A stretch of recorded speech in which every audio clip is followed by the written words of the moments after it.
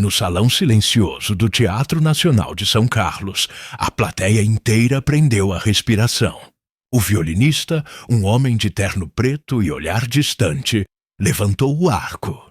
A primeira nota ecoou. E com ela, um rosto surgiu entre as sombras da plateia. O rosto de uma mulher que ele acreditava estar morta. Aquela não era apenas uma apresentação. Era uma confissão. O avião cortava as nuvens baixas sobre Lisboa quando Gabriel Costa abriu os olhos pela primeira vez em 10 horas. Lá embaixo, o Tejo refletia o sol pálido de fevereiro. Como uma folha de prata líquida, ele respirou fundo. Gaimai Tista Rochev, mesmo ar que um dia prometera nunca mais respirar. 38 anos, 10 longos anos desde a noite em que o conservatório ardeu em chamas e levou consigo o que ele tinha de mais precioso, Ana Ribeiro e a melodia inacabada que ela compusera para ele. Agora, o destino o trazia de volta, não para reviver, mas para encerrar. O motorista da fundação o esperava no aeroporto com uma placa discreta. Fundação Harmonia. Gabriel caminhou em silêncio, o violino preso à mão como se fosse uma extensão do próprio corpo. O estojo, gasto nas bordas, ainda carregava o cheiro do incêndio. Uma mistura agridoce de madeira e cinzas. Do carro, as ruas de Lisboa passavam diante dele como lembranças arranhadas. Alfama com suas ladeiras estreitas, os bondes amarelos chiando, os azulejos rachados nas fachadas antigas. Tudo parecia igual, mas nada era o mesmo. O motorista comentou algo sobre o concerto beneficente, sobre o retorno triunfante do maior violinista português da geração, mas Gabriel apenas assentiu, olhando para fora. Quando o carro cruzou a Praça do Comércio, ele fechou os olhos. Por um instante, jurou ouvir o riso de Ana ecoando entre as colunas.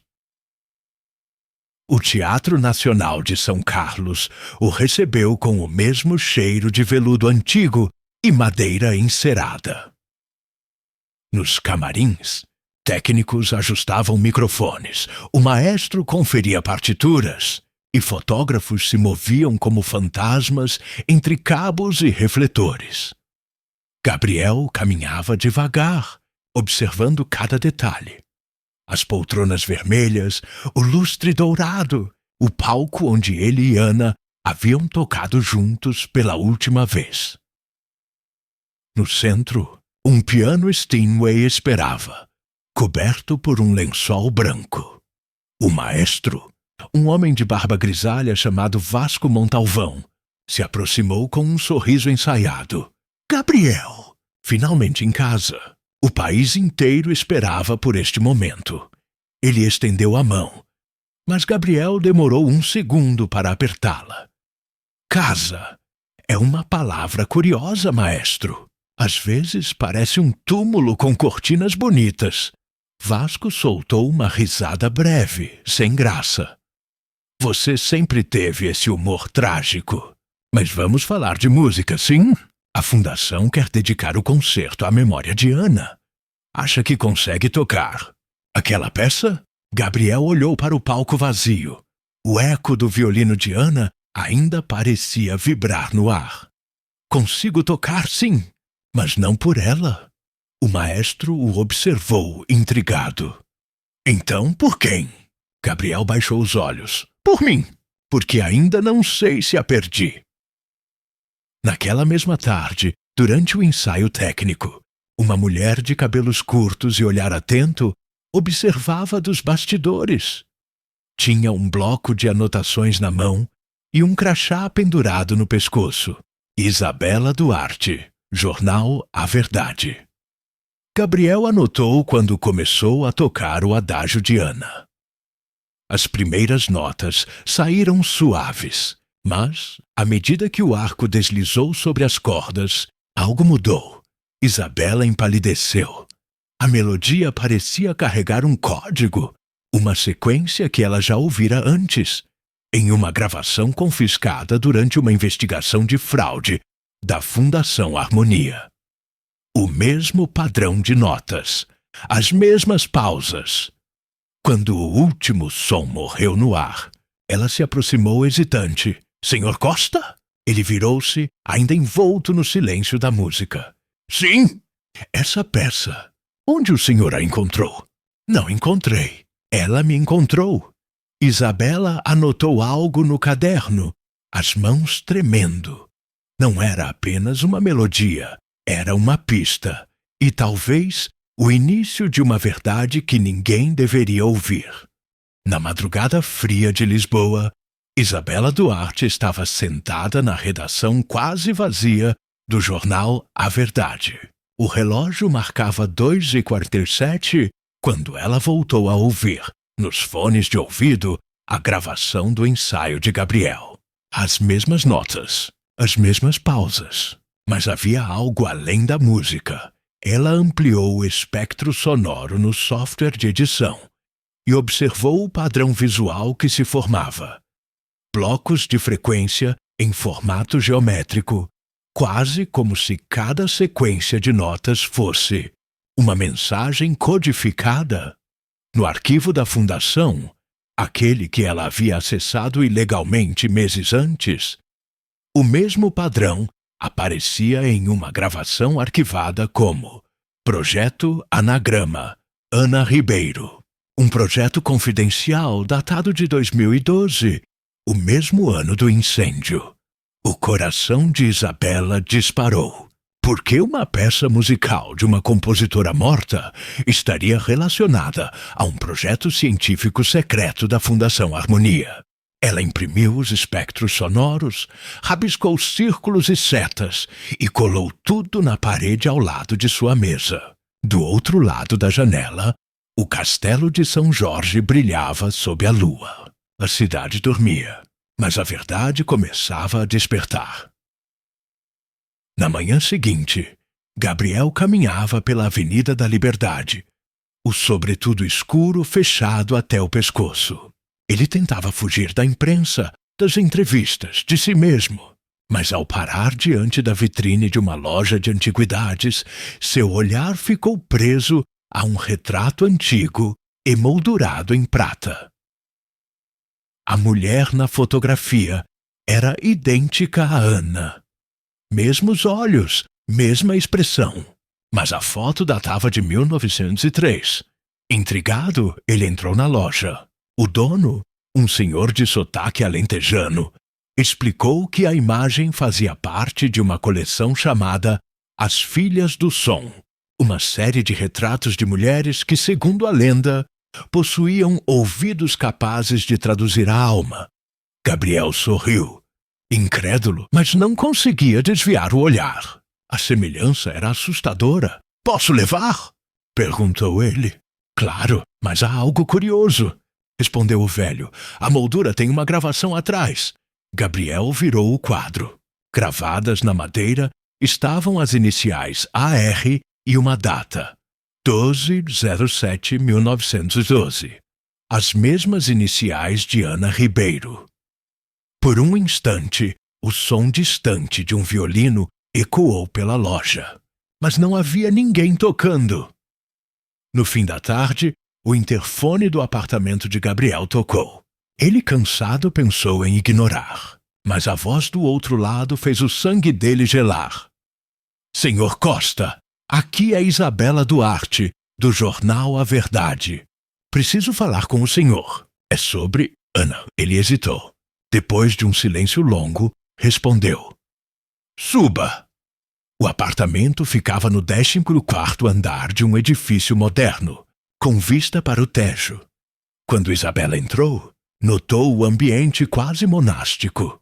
Livros de música, partituras abertas, quadros sem cor. E, sobre o piano, a foto antiga emoldurada em prata.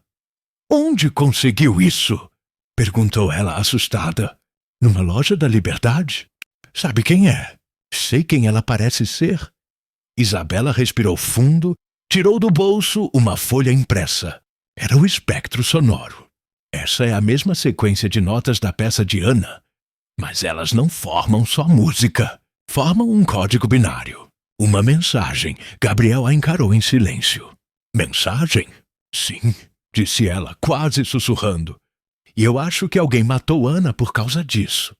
O arco que estava nas mãos de Gabriel caiu no chão. O som seco da madeira ecoou pelo apartamento, como um presságio.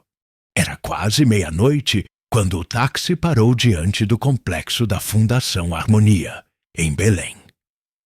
O prédio, de arquitetura brutalista, dormia sob a luz amarela dos postes. Ao fundo, o padrão dos descobrimentos refletia-se no Tejo, e o som distante de um barco cortava o silêncio. Gabriel olhou para Isabela. Ela vestia um casaco preto, capuz puxado, os olhos firmes como quem já havia atravessado o medo. Tem certeza? Perguntou ele. Absoluta. O que está aqui pode mudar tudo. Eles entraram por uma lateral, usando um cartão de acesso que Isabela conseguira com um ex-funcionário. Os corredores estavam mergulhados numa penumbra azulada, com câmeras de vigilância piscando como olhos inquietos. O cheiro de poeira misturado a metal oxidado denunciava o abandono. Gabriel passava os dedos pelas paredes frias, até que uma porta de aço chamou sua atenção. Arquivo Anagrama. Acesso restrito. Isabela digitou o código que havia encontrado entre os metadados do arquivo sonoro. A tranca eletrônica clicou. Um sopro de ar gelado escapou do interior. As luzes acenderam, revelando prateleiras cobertas de fitas magnéticas, cadernos de laboratório e discos rígidos antigos. Sobre uma mesa havia uma partitura original, datada de 2012, assinada por Ana Ribeiro. Gabriel abriu a partitura com cuidado, como quem toca relíquia. Os traços de lápis, as notas rabiscadas, os compassos repetidos, tudo parecia aleatório. Mas quando Isabela sobrepôs o espectro sonoro que havia analisado, algo se encaixou. As notas correspondiam a pares de letras. A, T, C, G. As bases do DNA humano. Meu Deus! Murmurou ela. Você está dizendo que Ana compôs usando sequências genéticas? Mais do que isso, respondeu Isabela. Ela codificou informação biológica em música. É como se cada nota fosse parte de um genoma. Gabriel se afastou, atordoado. O som do ar-condicionado parecia crescer, misturando-se ao zumbido de máquinas antigas. No canto da sala, um monitor antigo piscou. Linhas de código começaram a se mover sozinhas. Uma janela se abriu com o nome. Projeto Anagrama. Protocolo ativo. Isabela se aproximou. Isso não devia estar online. O que é isso? Um sistema autônomo? Talvez um backup do projeto. De repente, o monitor exibiu uma frase em português arcaico. A música é a chave. O sangue é a partitura. Gabriel sentiu um arrepio na espinha. O nome de Ana surgiu em seguida. E abaixo, outro. Gabriel Costa. Por que o seu nome está aqui? Perguntou Isabela, a voz tremendo. Gabriel ficou em silêncio. Dentro dele, um pressentimento antigo começou a acordar. Um vazio que ele nunca soubera nomear. Seguindo o mapa digital que o monitor revelou, os dois chegaram a uma escada escondida sob o piso de metal. Ela levava a um corredor estreito, revestido de azulejos brancos, iluminado por lâmpadas de emergência. O ar ali era mais frio, úmido, quase sufocante. No fim do corredor, uma porta automática os aguardava. Ao entrarem, Viram um laboratório completo, microscópios, tubos criogênicos, amostras com etiquetas antigas e, no centro, uma cápsula de vidro coberta por um pano. Isabela puxou o tecido. Dentro havia um violino, mas não era um instrumento comum. Os fios pareciam feitos de filamentos metálicos, e o corpo de madeira tinha marcas em forma de espiral, como hélices de DNA. Isso é impossível, sussurrou Gabriel. Ana construiu isso, respondeu Isabela fascinada. Um violino biotecnológico? Cada vibração dele ativa sequências sonoras capazes de gerar respostas celulares. Na mesa ao lado, havia uma pasta de couro com o título Protocolo de Continuidade. Gabriel C. Ele abriu, hesitante. Dentro havia uma carta escrita à mão. Se estás a ler isto, é porque já ouviste a melodia. O que deixei não é só música.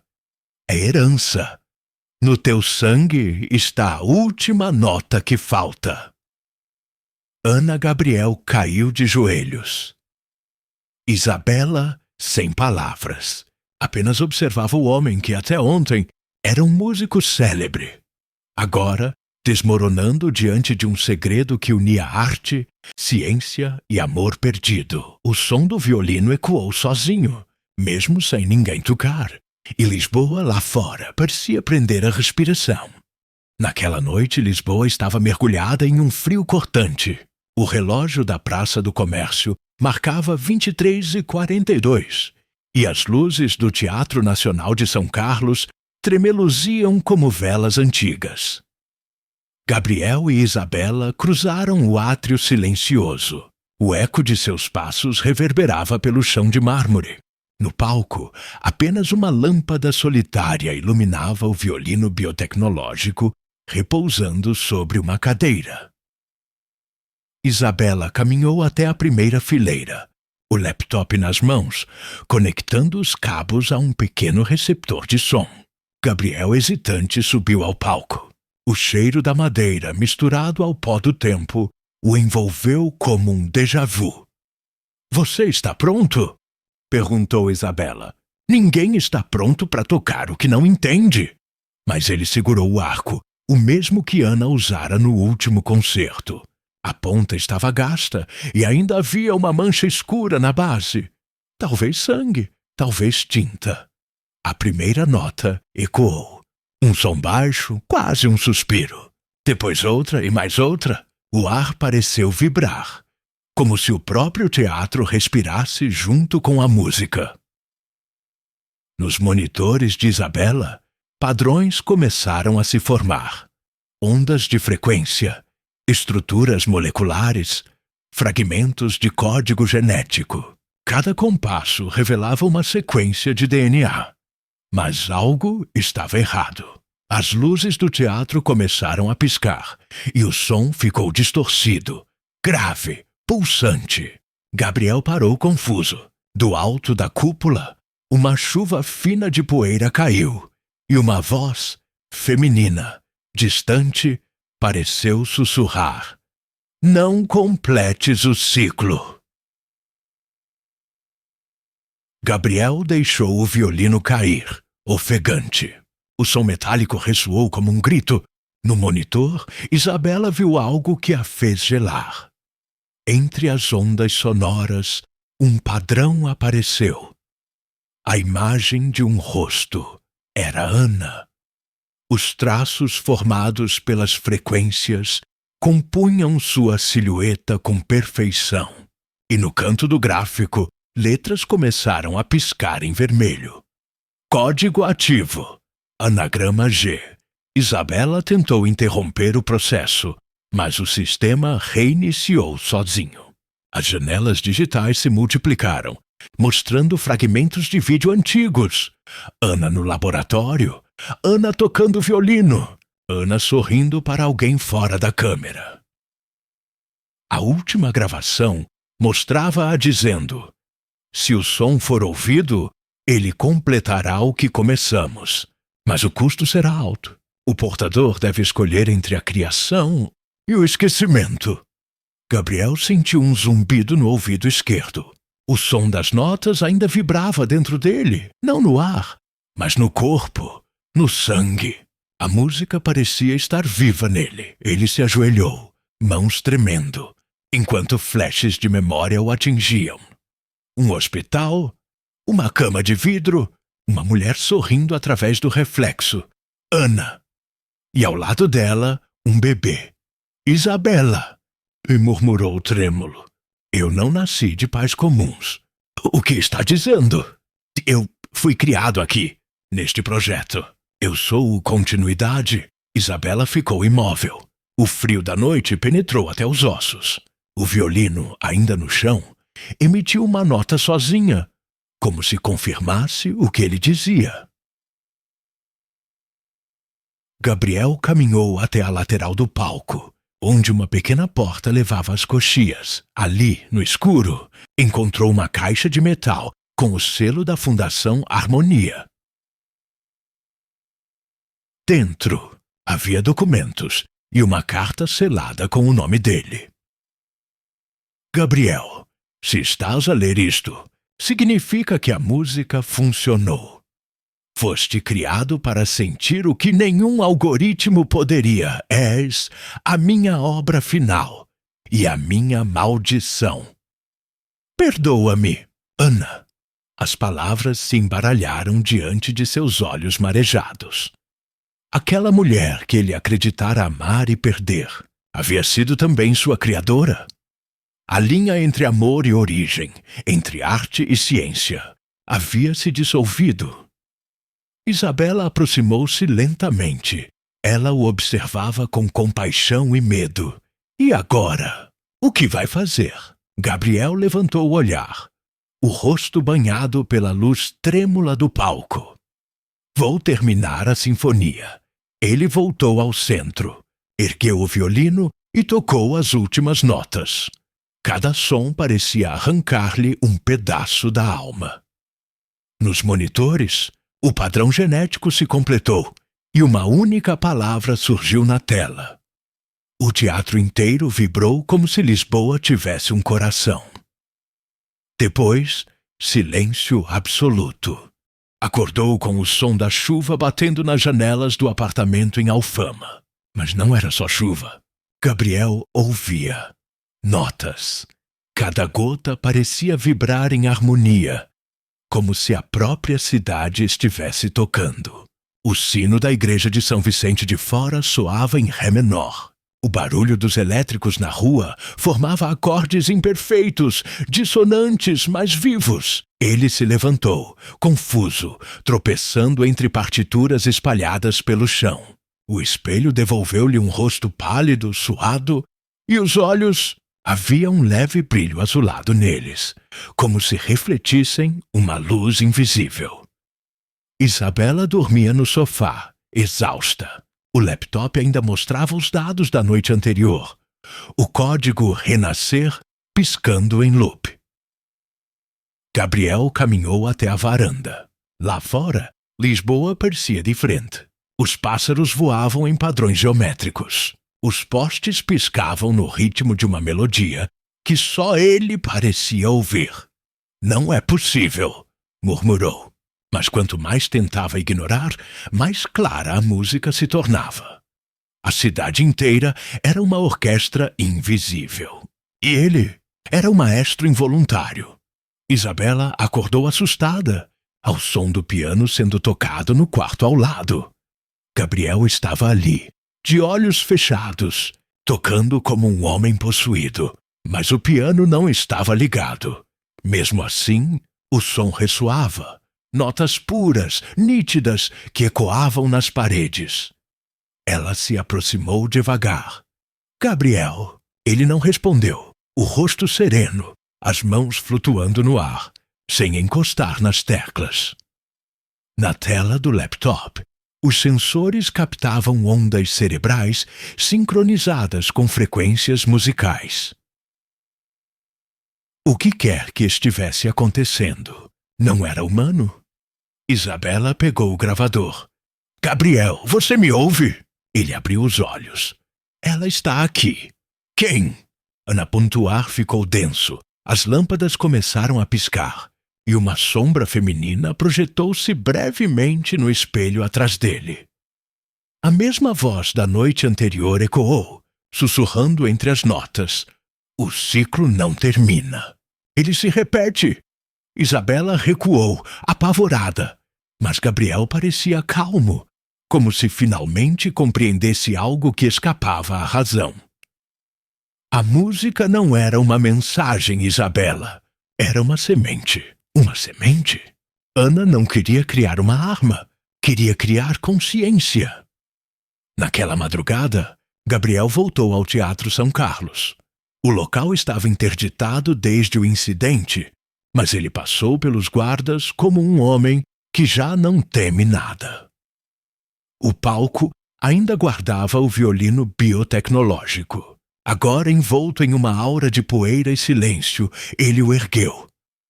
As cordas frias vibraram sozinhas ao toque de seus dedos.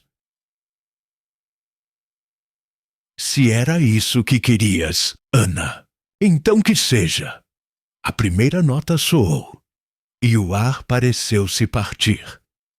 Um raio atravessou o teto, e por um instante, todas as luzes de Lisboa se apagaram. Do Miradouro da Graça ao Cais do Sodré, a cidade mergulhou em escuridão total. Depois, veio o som, uma sinfonia de milhões de vozes, cada uma correspondendo a um coração, a um pulso, a uma vida. As janelas tremeram. O Tejo refletia uma luz dourada que subia das ruas. Isabela, do lado de fora, filmava, lágrimas escorrendo. No centro do palco, Gabriel parecia feito de luz. A pele irradiava calor. Os olhos brilhavam em tons de âmbar. O som cessou, e ele caiu. Quando Isabela correu até ele, percebeu algo impossível no peito de Gabriel. Uma pequena cicatriz em espiral. O mesmo símbolo gravado no violino. Ela o abraçou, chorando, mas sentiu um leve som, como batidas de coração duplas. E então, pela primeira vez, Gabriel respirou fundo e sorriu. Ela conseguiu, murmurou. A vida encontrou a melodia.